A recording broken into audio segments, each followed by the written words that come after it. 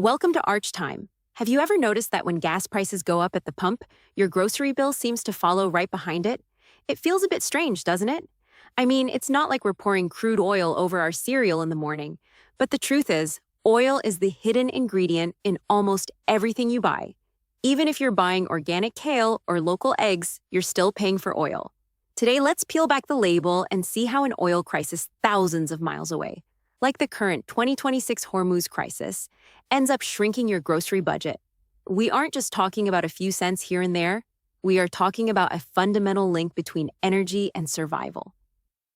Our journey starts at the farm. To grow food at the scale the world needs, farmers use fertilizer. Most people don't know that nitrogen fertilizer is made using massive amounts of natural gas and oil-based feedstocks. It's the literal fuel for the soil. When crude oil prices jump, the cost of making that fertilizer skyrockets. In early 2026, fertilizer prices went up by nearly 50%. If a farmer has to pay double to feed the crops, they have to charge more when they sell them. That's the first hidden tax on your food. But it's not just the fertilizer. It's the massive tractors and irrigation pumps that run on diesel for 12 hours a day. If the farm's energy bill doubles, the price of your bread has nowhere to go but up. Next, let's talk about the journey. Food doesn't walk to the store. Think about your favorite fruit. It might travel by ship across an ocean, by plane to a warehouse, and then by truck to your local shop. All those vehicles run on diesel or jet fuel, which come directly from crude oil.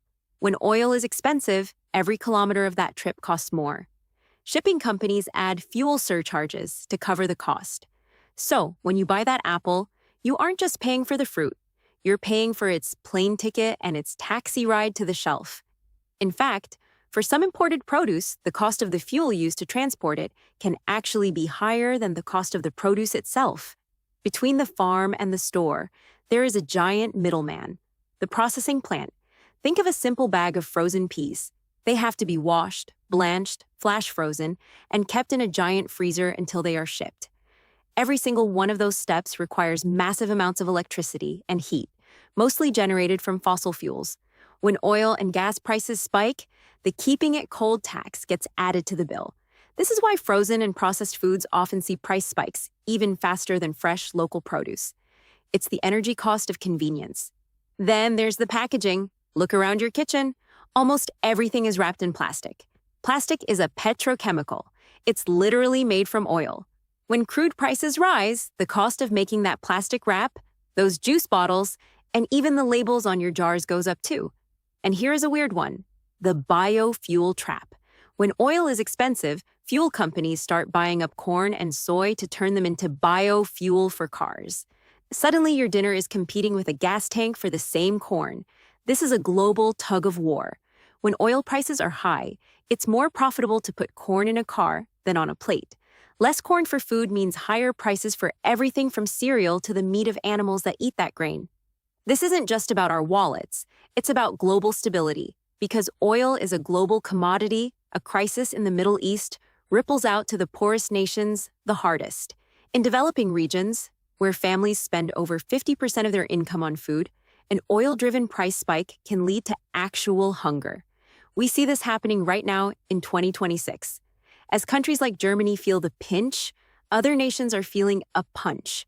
It reminds us that our food system is fragile because it is built on a single volatile resource, oil.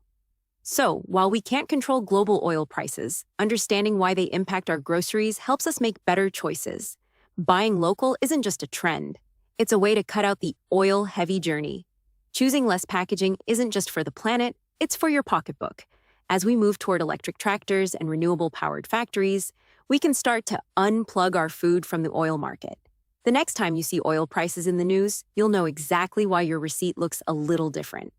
Thanks for watching. Please hit the like button and subscribe to Arch Time. I'll see you in the next one.